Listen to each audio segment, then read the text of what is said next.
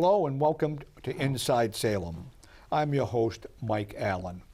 On this show, we try to go behind the scenes of what's happening in Salem to give some of the backstory. And for that purpose, I've assembled a crew of people that have the background to know that. We have Teasie Riley-Goggin, a political analyst. Nice being here. Thank you, Mike. Attorney Jim Fleming, former Ward 6 City Councilor, former school committee member. Nice to be here, Mike. And Tom Furey, former school committee member, former council at large, and current planning board member. Thank you, Mike. Welcome all to the show.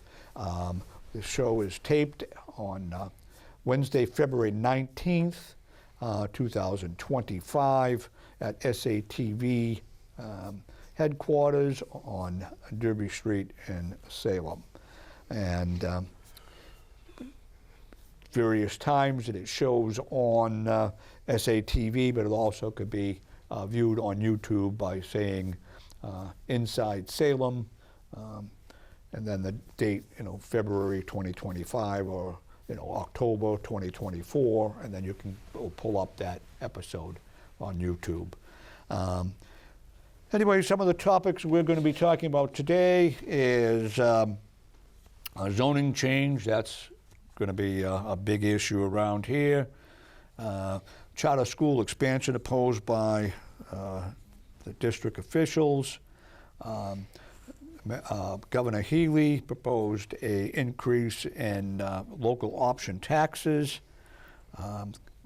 Couple of automated, I don't know what, Big Brother type things, red light camera enforcement, and school bus cameras. And to kick it off, Tom, you had indicated that you were was supporting, wrote a letter to the editor supporting veteran housing for South Campus, the now abandoned South Campus. I knew Jim would before that. It's a no-brainer. Yeah. I serve on the planning board, Yeah. and this whole development's been going on for 5-6 years now, easily, Yeah. to have the old St. Credians campus, the Bates dorms at Salem State College on Dead Man's Curve and Long Avenue, be turned into a development. And two developers are taking the lead in that.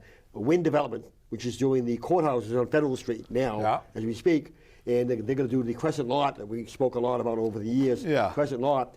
They're going to do a lot of residential there, and a big company called Avalon, a nationwide reputation all over the North Shore, and they're combining into a complex at the old St. Credians, and I'm on the planning board, and I think we're going to have meetings probably all the way to October for this particular development. But it's a no-brainer, sincerely. I really believe this would be a wonderful opportunity to make this development a crown jewel by encouraging veterans to live there. It's going to be intergenerational. All the buildings on this campus will be 1 story high, 2 stories high, 3 stories high, 4. No commercial at all residential, multi-generational. Probably 1,000 new residents, 1,000, maybe 60 to 80 students. 1,000 new units or residents? Residents? Yes. Residents is not. Residents. Okay, residences, not residents. And this development is ideally located for veterans, long overdue. Yeah. Its time has come for encourage veterans there. It's right across the street from the PBD, from the Swampscott Marblehead YMCA. Yeah, that's not far from there, facility. Right near 2 campuses of Salem State University. Yeah. Down the street from the Forest River Park. Down the street from on Canal Street, walking paths, bike paths, and a future train station to go up to Gloucester, up to Boston. So I think veterans will be a big investment, a big addition to this complex. And I think we've seen veterans projects not always succeed as they should have over the years. This one, I think, could succeed if it was a multi-generational residential facility for them. It'd be a no-brainer. I think Jim has been for veterans housing all his life there. It's a long overdue. This development would be the premier opportunity to say, welcome, veterans. Okay. I believe, Tom, I have the right place that Carol Hamilton I believe, noted one thing when they were presenting their plans, and it was presented very nicely, very smoothly, by a very well-known attorney that does a lot of the developments here in our city. But she picked up on one thing that bothered her, and it was the fact that there was two owners, supposedly, that were going to be sharing on developing this, and that 1, 2, 3, and 4, but 4 was not going to have a real owner. It was not going to be developed like the other ones because of different things that goes on in there. And once again, this attorney came back and very smoothly. But no matter what, Carol Hamilton would not let it go, to the point where they had to go round robin on it. Do you know the one I'm talking about? Yes, I do. We're very lucky to have Carol. She's a bright, shining star, brings a lot of experience to the table. I'm on the planning board. I love serving with her and the rest. It's a very experienced board. And she brought up that there's 4 parcels, 14 acres of developmental land. That's a lot of property there in St. Credians. The rest is all conservation land. So she wants to make sure that's invested, safe, non-commercial, non-development. Does not get developed. My son Johnny was a Boy Scout with Steve Dibble. He did a lot of projects in that conservation land, bike paths, cleaning up bridges and so on. The Boy Scouts did with Steve Dibble. So that's all conservation Yeah, but land. the only thing is, by not having an owner, so on and so forth, I think they were trying to very smoothly get around the fact that who was going to pay the taxes, who was going to be responsible for it. And right now, the attorney said that they went almost most of the program, and then he talked about the fact that could they possibly have a waiver For taxes? they were going to run out of time if they didn't submit their whole plan. It was. I'm interested in watching. 21 days. I think it was 21 days. We have to. I want to know, did they get the waiver? Yes. Yes, we did. They get the extension. We'll have meetings all the way to September. I think we'll vote on it sometime in September, October. Okay. The overall. It's like the courthouse project on Federal Street. It takes a long while to get this done. Dotting the I's, crossing the T's, the crescent lot, and so on. So I think we got the waiver all the way to September to have meetings public on Zoom situation by the planning board in Wynn and Avalon. So Wynn and September. Avalon are going to co-own it or co-development? Yes, co-development. Okay. 2 big companies, Avalon Right. and Wynn, 2 major developers. Amazing to see them cooperate like So they're this. putting in 1,000 units. They're going to be tearing down everything that's The there? bait storms. The old Some of bait it's storms. going to be rehabbed, isn't it? A little bit louder? Yeah, isn't there something at St. Crit's that they're going to rehab? Not bait storms. The bait storms that we're used to, bait storms, it's named after Congressman Bates. That's correct. At St. Credians. Was William H. Bates. William H. Bates. Not George W. Bates. Are they tearing down the chapel? Yes. Are they tearing down? No, they're gonna fix that up because Right. it's historically That's has to be right. corrected. It's going before the Mass. So there's a Association of rehab History. there. Yeah. So that's going to be restored and fixed So up. the temple's being kept Yes. and everything else is being torn down. What's not being torn down? What's not being is the Harrington building itself for academics Okay, yeah. and the Harrington gym. The gym. Okay, yeah. There's a gym there. Yeah. The Hollisman School used to use and so on for gym classes over the years. So that's going to be residential. They'll just put it's all on 1 floor too. In the Harrington building's only 2 floors, so I think it's all going to be residential. They won't be torn down. Okay. Where do you think that the veterans belong? Which part? Pardon? In the Bates complex. The Bates complex will be torn The down. Bates- It's not meant for this development. Avalon doesn't want it, and Wynn doesn't want it. It's needy people are living there now. The homeless people are living there now in that development called Bates Complex now.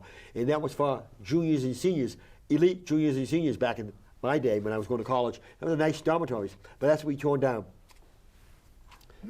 We've had a number of neighborhood meetings, so the neighborhood has been involved in this whole process for the last couple of years, so they know what's coming. Okay, now, you indicated that you are encouraging veteran housing there. But now, my understanding, like when Rainbow Terrace came on, Yes. to be allowed to even get in there, you needed to be a veteran.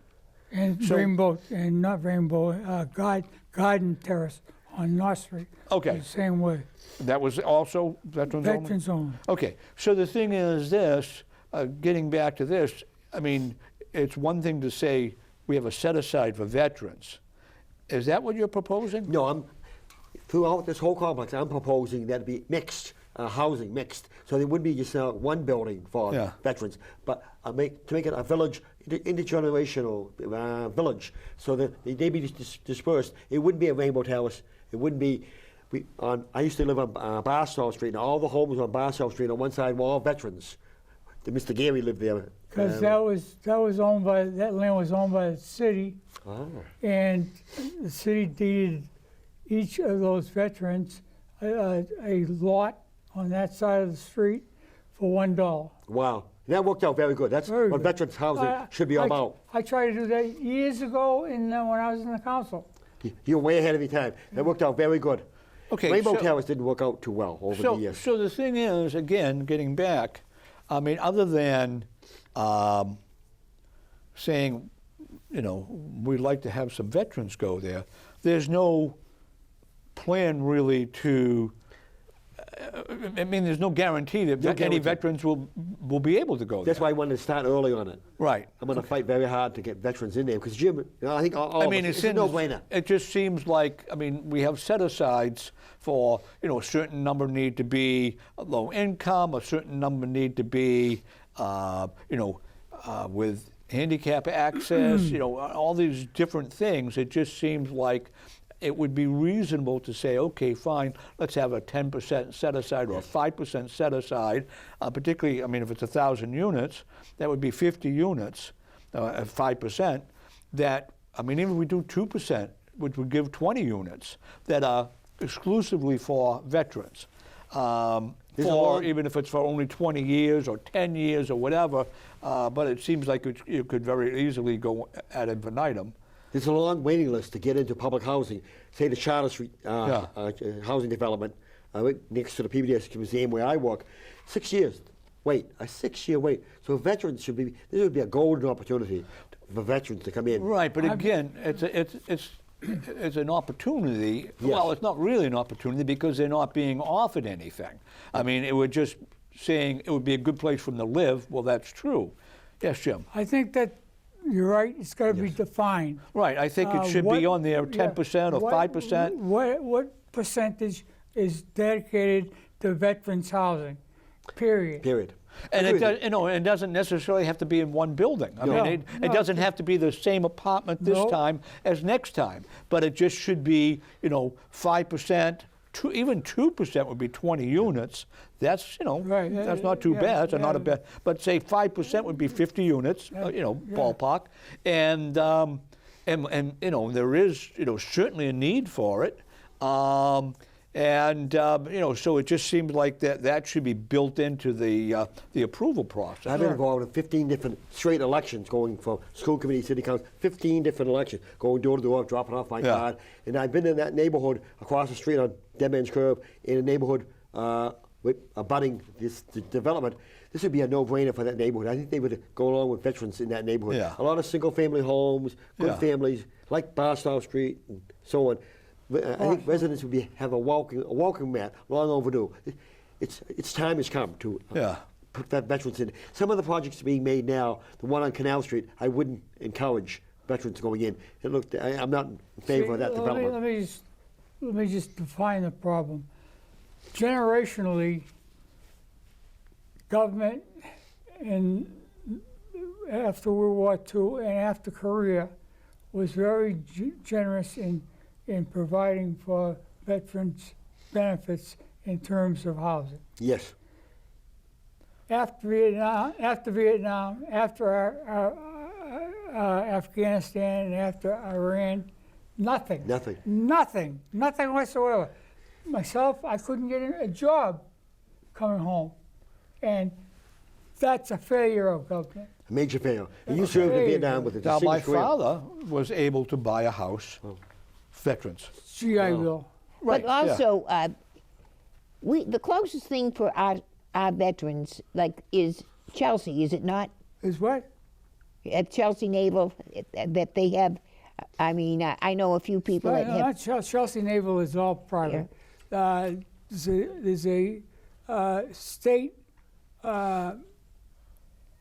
hospital, and now about 40 rooms on top of the hill in Chelsea. That belongs to the Mass Department of Veterans Affairs. So the thing is this, as you say, there's a failure of government. Failure. And now, like getting back to Rainbow Terrace, which at one point in time you needed to be a veteran to get in there. Now, how did that end up not needing a veteran to They get in? just filled it with whoever applied, period. And a veteran would apply, and there's no room. Huh. So Okay. once a unit opened up, they opened it up to their whole market. Okay, in which case it gets flooded and Right. the Right. veteran loses out. He just said so. Is 16. Salem State wanted to take that over at one time, Rainbow Terrace. Right. And they were going to move those residents, that complex, to First Street. There's land on First Street, right off of Highland Avenue. Yeah. To have them live there. It's been very controversial. I hope this new development will be a shining star, welcome for veterans. And Yeah. you'll say, Yeah, the rumor Koreans. was out there that they wanted to, take. Yeah, but the other Rainbow thing Terrace. too is the Veterans Project, as they call it, was actually when they first came home from the service, was to give them a lift up. It was a form of transitional assistance, and that means just what it says: transitional from one to another. Transition. But the only wrong. thing is, You're wrong. the transitional assistant in this day and age It- becomes a way of life, It was and not that's not what we transitional. want. It was not transitional. No, Some veteran families in Garden Terrace are still there from World War II. World War II veterans, their families are still in Garden Terrace. It was not transitional. Well, I look at it as a transitional because they came home, they got better jobs, they bought homes. Well, that's the thing. I mean, again, my father bought our home, the first home that when I was like 4 years old, 3 years old, or whatever. Because he came home from the service when I was like 1 or 2, and bought the home with the GI Bill. Right. Yeah. Federal now, money. That was a federal Right. loan, guaranteed Right, by the lower federal interest government. rate, and when he didn't Correct. need the down Correct. payment, and That's right. that type of That's- stuff. that's right. That's right. And again, I was only 4, so maybe 3, That's so I right. don't really know the details Right. of it. But I do know, I do remember hearing, years later about that. So the thing is this, if a veteran comes home and goes into veteran housing, and then gets a better job and moves on, that's fine. But a lot of people are going to be, that's just their home. I mean, there was a Rainbow Terrace, the maintenance man, the head of the maintenance department for Salem State College at the time, student union, not on the college itself, but on the student union, which was a separate government for a separate entity.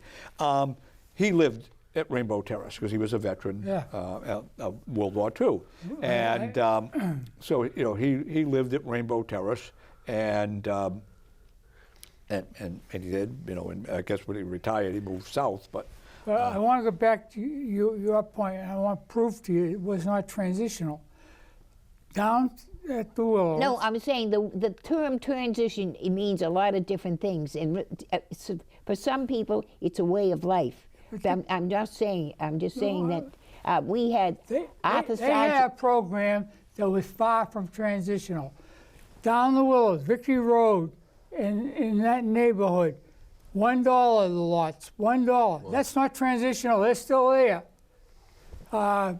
Barstow Street. Yes, it $1, worked out good there. $1 lots. They're still there. Well, yes, they built their homes there. They bought the lot for $1. Pep Canaccio bought right alongside of Numkeg. That's what Yeah. I'm saying. There to were you. so It's many not- things for veterans. Now what do we do for them? That's the whole Nothing. gist. Nothing. Nothing. Yeah, kick him to Nothing. the curb. Nothing. It's shameful. Buy them a tent. Yeah.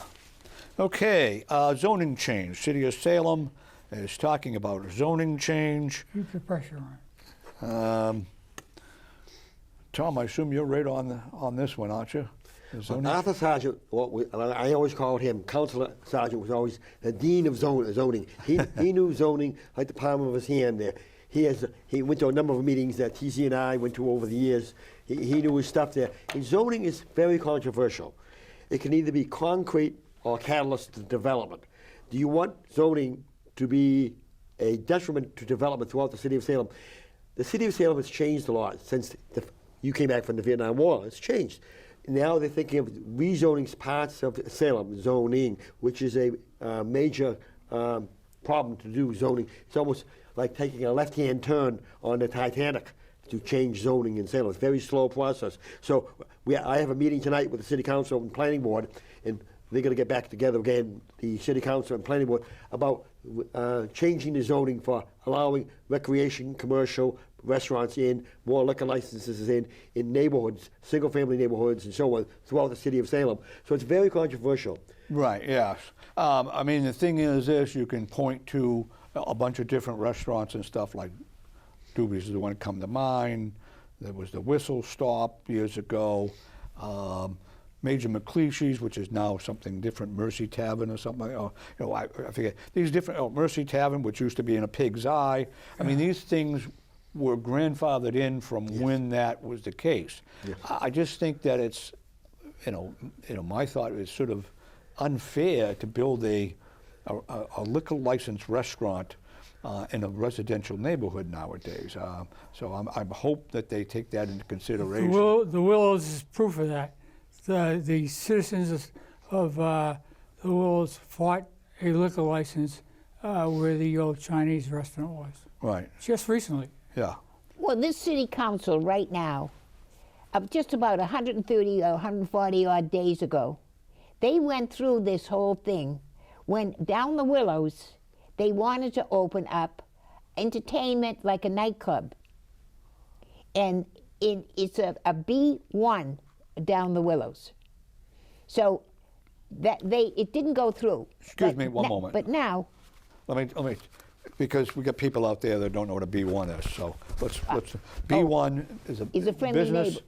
but so what is a B1? it's a type of zoning. In other words, Yeah. you can't have different things in a B1 that you could have in a B2. And a B2 and that's what this council. is business highway, Right. and highway is loosely Right. defined. Right, let's go Basically back major to- streets, and B1 is more business area near a But- neighborhood. What you're Remember when- saying is not true. Remember when Derby- B1, the only B1 is the old strip of arcades and stuff. The rest of the Willows is R1. Right. But before Derby Street, almost every other corner was a bar. Correct. And that was way back in the 17th century, when Salem was the capital city and it had a big port and all of the ships would come in there. And that through the years changed. We do have some bars down there and some restaurants down there, yes. But the point we're trying to make here, the meeting Tom is going to tonight, is the fact that they ruled on this before about the Willows and everything. But now, and they also brought it up again when one of our councilors, Andy Varela, wanted to have a distillery at 8486 Derby Street across from the VFW. They ruled on that, and the council voted 7-3 no. They didn't go for it. So now it's so many days later, and this is, once again, that's being brought up, and I believe it was introduced by the Ward 5 councilor, Jeff Cohen, that if this goes through, it's going to be a blanket B1. Get rid of it. Blanket. Go. It's not going to even exist anymore. That's how what I are you understand. talking about? Where's going to be B1? Where are you talking about? So they understand where we're talking. Well, I'm saying that B1 is not going to exist. Period. It's a blanket statement. Because it's going to convert all B1 areas into B2 All B1 areas will be in gone. effect. all B1 will be In effect, B2? I mean, they would still be called B1s, but basically they would have the same rights as a B2. Without any blanket. subtraction, without Gone. any subtraction to R1, R2, R3? I think they're going to change it to B2. I think that's what they're going to do. Well, the meeting is tonight. All the Rs The are gonna meeting be- No, is no, the tonight. Rs, it looks like the Rs are not changing. The B1s are going to, in effect, whether they become called B2s or not, and whether they're going to be full B2s, they're going to be much more latitude for what business can go into a B1 district. And are the safeguards that are in the B1 right now, B2 right now, so many feet from a church, so many feet from a school, so many feet They from... don't even bring it up, Jim. They don't even bring it up. Holy God, this town is gone. I This mean, town is tonight, gone. 6 o'clock. I believe it's going to be televised. It is committee of the whole. We're all waiting. Tom will be at the meeting, and let's see what they actually put out there and talk about. It's going to affect Derby Street a lot, Derby Street. Right. The VFW area, the restaurants, the But restaurant, the Willows, Jefferson Avenue. the Willows, that's big for the Willows. If they're protected now because it was friendly, B1, they could not have liquor licenses down there. Okay, so the thing is that the streets that I see being most affected would be Derby and the Willows. Because Derby, I mean, there's businesses along there now, but there's limits on it, and the same with the Willows. And it looks like those limits are going to go out the window if there's new, is what they're trying to do. Yep. Even Jefferson Avenue is turning out to be another Derby Street with restaurants all the way down. Pastry place, Jefferson Avenue, there's the Tin Whistle and different restaurants and Tin right? Whistle is there, and Doobies. Doobies, What else? right in the corner of Jefferson and there's a new coffee shop that opened up there, coffee shop, donut shop. And there's a pizza place there, Yeah. there's On Apple on the Jefferson? Eye. Yes, exactly. Yeah, Very busy, all year round. Not far from the tree or whatever right. it is. Yeah. Yeah, I mean, there are several restaurants there. But Jefferson, I don't know, to me, Jefferson is more commercial oriented. There's not gas stations, well, there's gas stations there, there's McDonald's, oh no, that's Canal Street. I mean, there's a gas station there, actually not gas station, but service stations. Yes. Repair shops and things on Jefferson. There's, a lot of commercials stuff on Jefferson. So I think that's a little different than Derby because it's almost like Jefferson is almost industrial in a way, where Derby Street is residential with some very small businesses on it. Very where- limited parking for Yeah. any Yeah. commercial.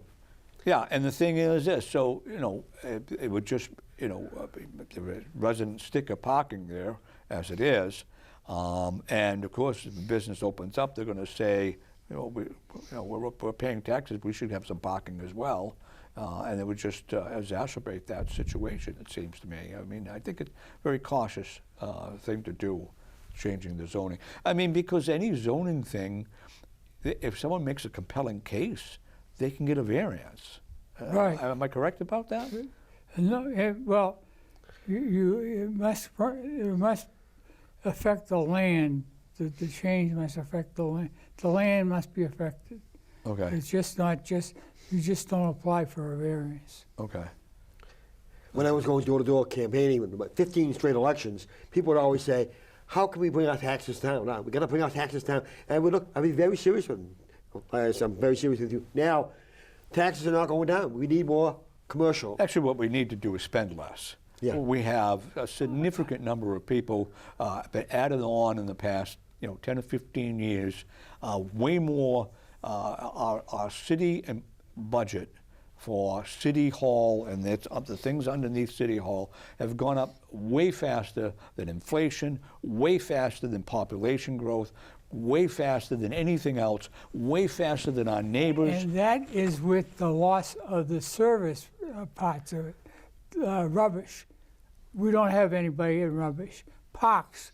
We don't have anybody working for parks. But all the jobs are somewhat not connected to service. Okay. So yeah, you're right. Yeah. But they took away the service aspect of employment for the city, but added on to non-essentials. Well, of course, they don't think they're non-essential. Well, I mean, again, it just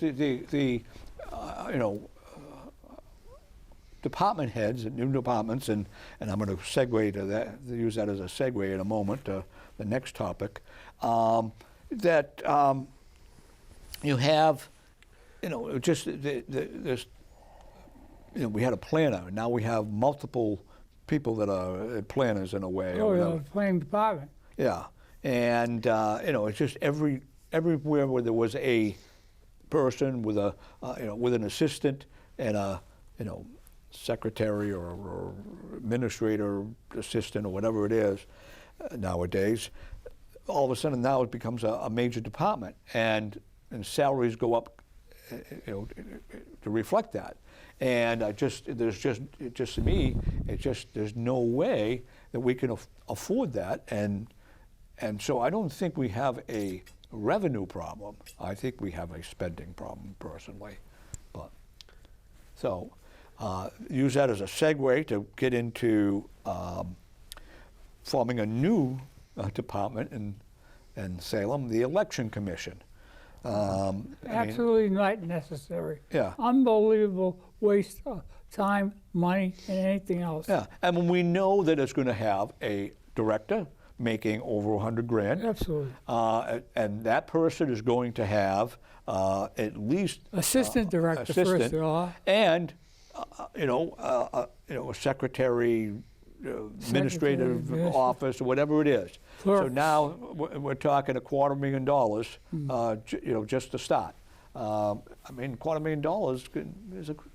And what will that do that the city clerk and the what's the election board called? Board of Registrars?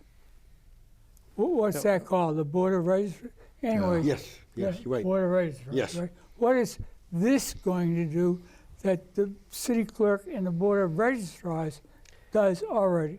Yeah, well, I think it was precipitated by the Ward 6 legal fight with Jerry Ryan and. What, because it was a close race? Well, because of the whole where Jerry Ryan took him to court about the person that wasn't, they should have done a provisional ballot, and all this type of thing, and I'm just assuming, and I don't know this, but I'm assuming that the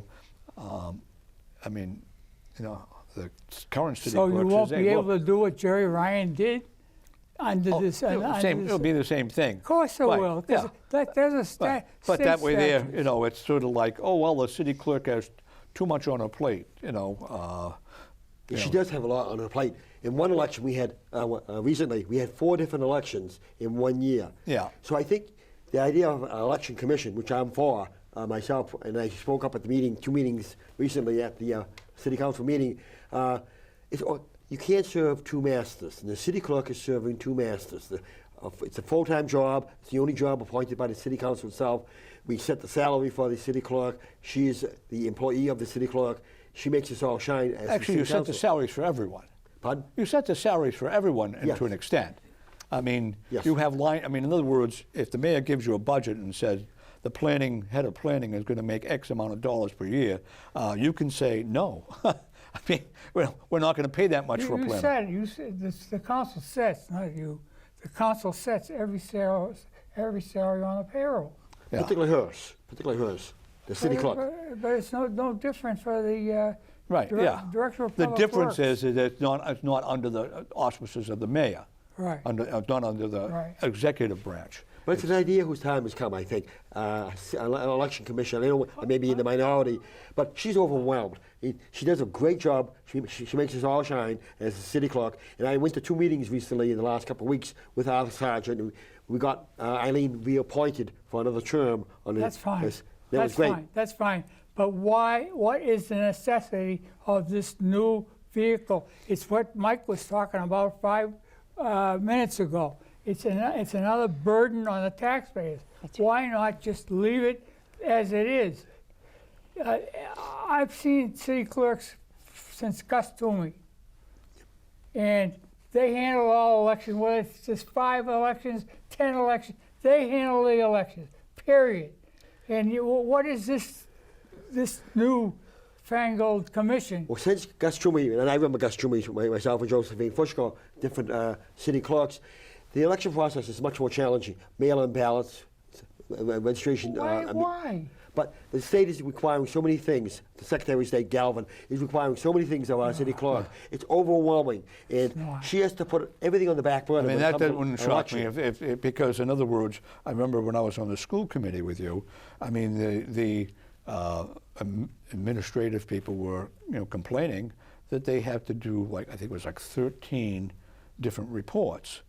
And on the same information, but each report, which went to a different department, some state, some federal, was a different format. So they couldn't just do one report, but the same information was on all the reports, and they were hoping that there would be like one master thing, and if you didn't need that information, well, you don't look at that line. Because some reports didn't need to know how many free school lunch people we had, type of thing. This is the age of the computer, though.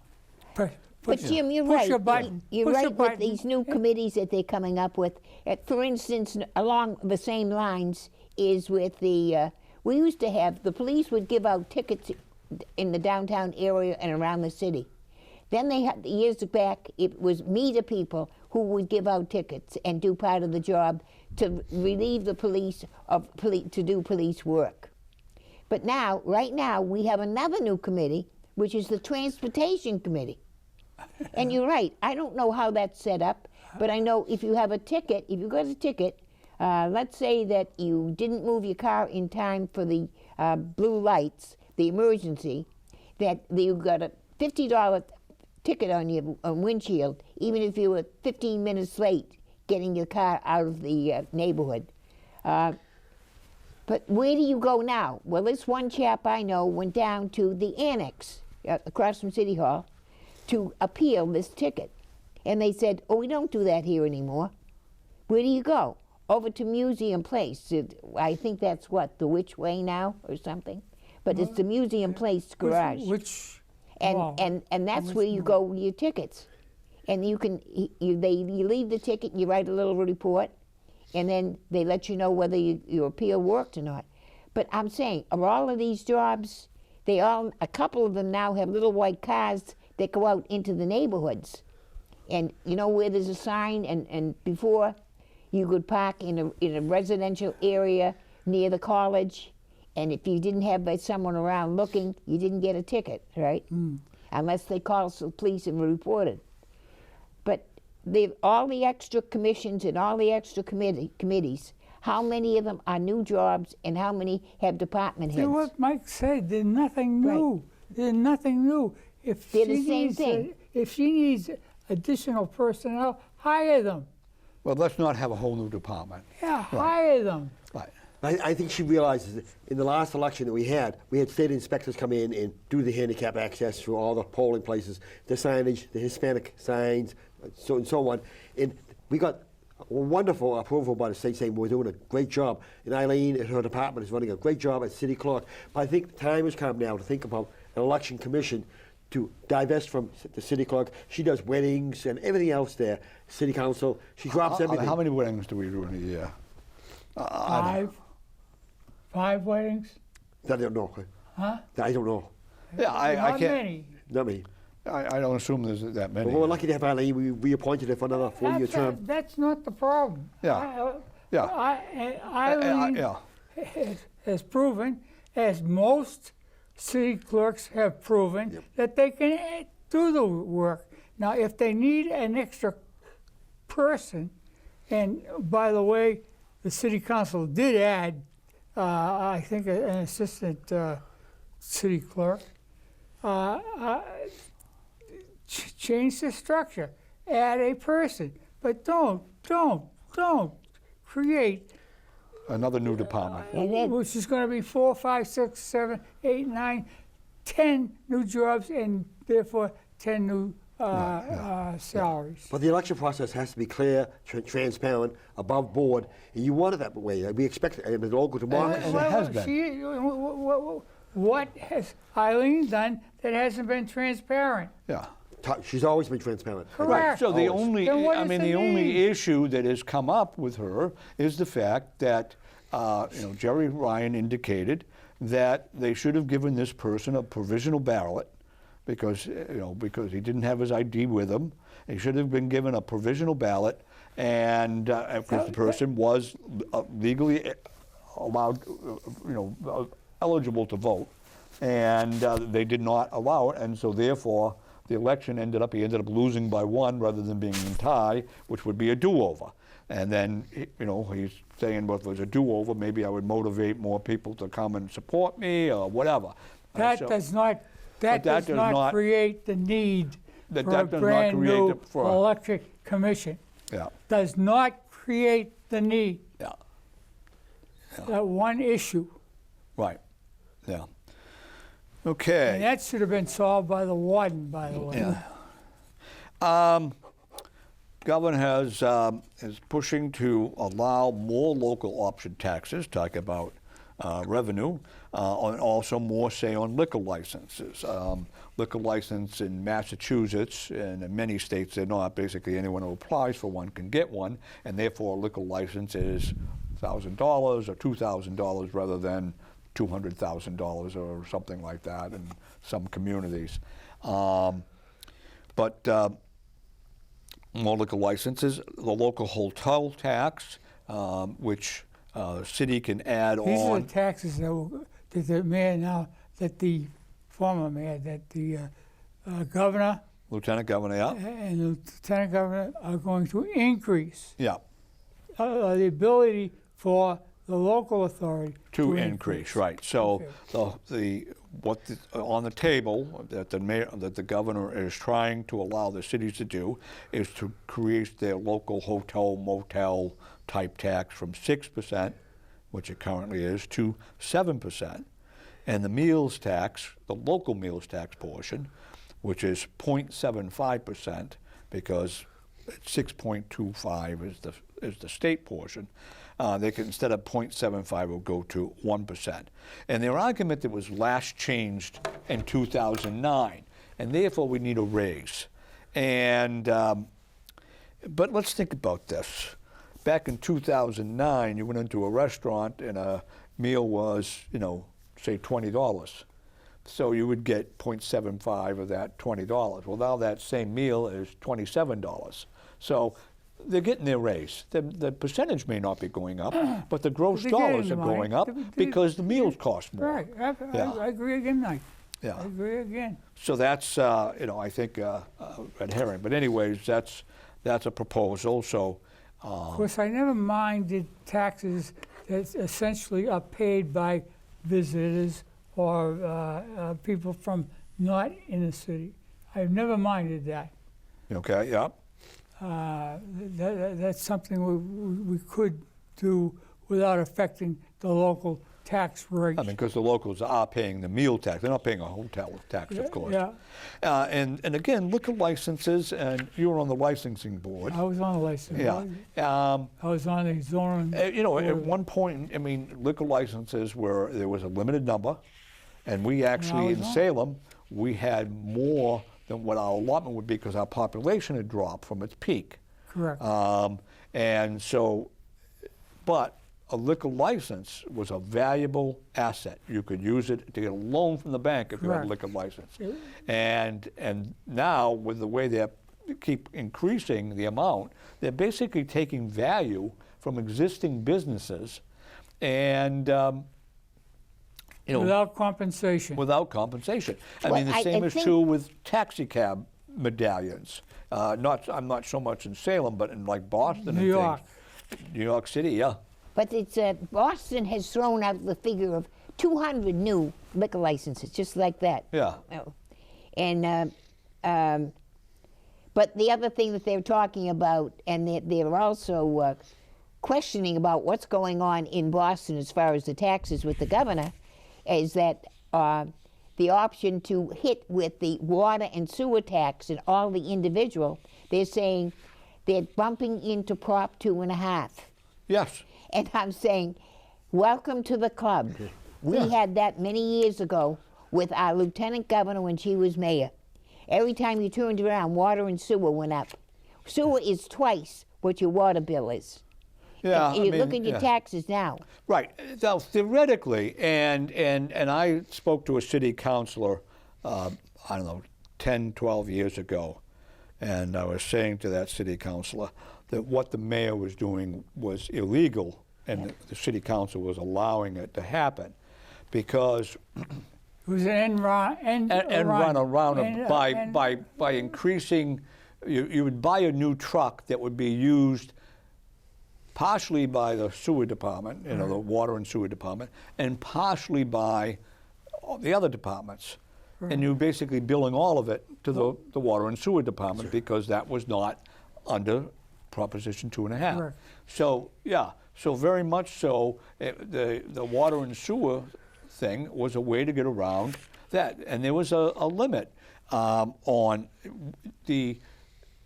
what those services cost. It should be, by state law, it is, you know, basically what the services cost when on these off, you know. to operate the Taxing. sewer system and operate the water system. Right. Period. Right. So it's supposed to be, I mean, not that it's down to the penny. Some you're going to run a bit of a surplus, and some years you're going to run a little bit of a deficit based on, you know, how much maintenance you have to redo. But that was the rule of the game, and it started with trash taxes. That was one of the things, and I was involved with a lawsuit against the city for trash tax, as was Teasie. That was spot zoning. I don't care what anyone says. That was, And it was done again, with the it zone. was a type of thing where they, you know, the judge rewrote the rules. I believe. think I so, remember too. speaking to, now deceased, and I could never bring this up before. My corporate attorney was a assistant city solicitor in another community, Yeah. and they put in a trash tax. Yeah. And when he heard I was, you know, was doing this lawsuit with the city, he called me and said, my case was a winner. By the way the city of Salem did it, it was so illegal, it's going to fail in all three tests. Not just one of the three tests that they have within the Emerson, was saying but the all same three thing. things. And it was accepted. And it was accepted by virtue of the fact, well, it's less than what the service cost. Well, that's not what any of it is to do. And the same is true with any of these things. With the water and sewer bill, they increase it so because they are limited in how much they can increase taxes, and then what they're doing is illegal, but it's being allowed to get away with it because the judges their bread is being buttered by the same taxes. And I just think it's really a terrible thing. What happens? It gets my blood boiling. Yeah. But yeah, I mean, they were. I remember this particular budget that I was paying attention to, and you know, again, there was a lot of items that were going into the water and sewer that were, you know, they should have been at best split between the city and the sewer. Agreed. Yeah, yeah. But everyone, you know, they just, you know, went along with it. Okay. Charter school is looking to expand. This is down at Shetland Park. That's not called Shetland Park anymore, I don't think, or is it still called Shetland Park? Still called Shetland. Okay. And the school committee and the mayor, which is actually the head of the school committee, as well as the superintendent, and that are all opposing the expansion based on the fact that they don't want to do it because it comes out of their budget to an extent. But And it not only comes out of their budget, it cuts the population in the public schools yeah, too. right. It's a trade-off. It's a dual loss. I do remember when I first got on the school committee and I made that argument, I was told by one of the school committee members that was opposed to charter school because I was in favor of it, and this was before it was built, that when a student leaves and they take away, I think it was at that time $13,000, they don't. The city of Salem doesn't save $13,000 because they're still paying the same amount for heat. They're still paying the same amount, for maintenance of the building. They're still paying the same teacher's salary. It's not like they can decrease. It's not it. a new 13,000. Yeah. So it's the argument is that it costs that, and my argument is it should go with the student. I'm in favor of school choice. I'm in favor of the money goes with the student. It doesn't belong to the school. It belongs to the student to be educated.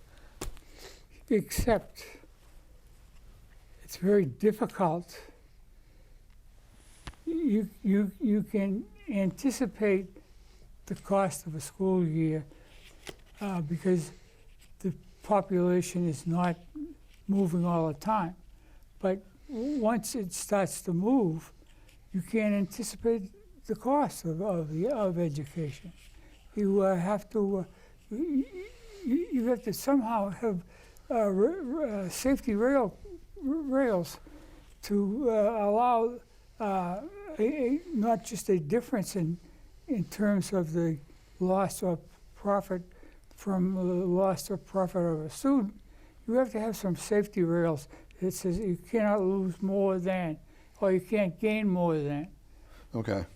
That's the failure. That's the failure. That's the failure. That's the failure of most of the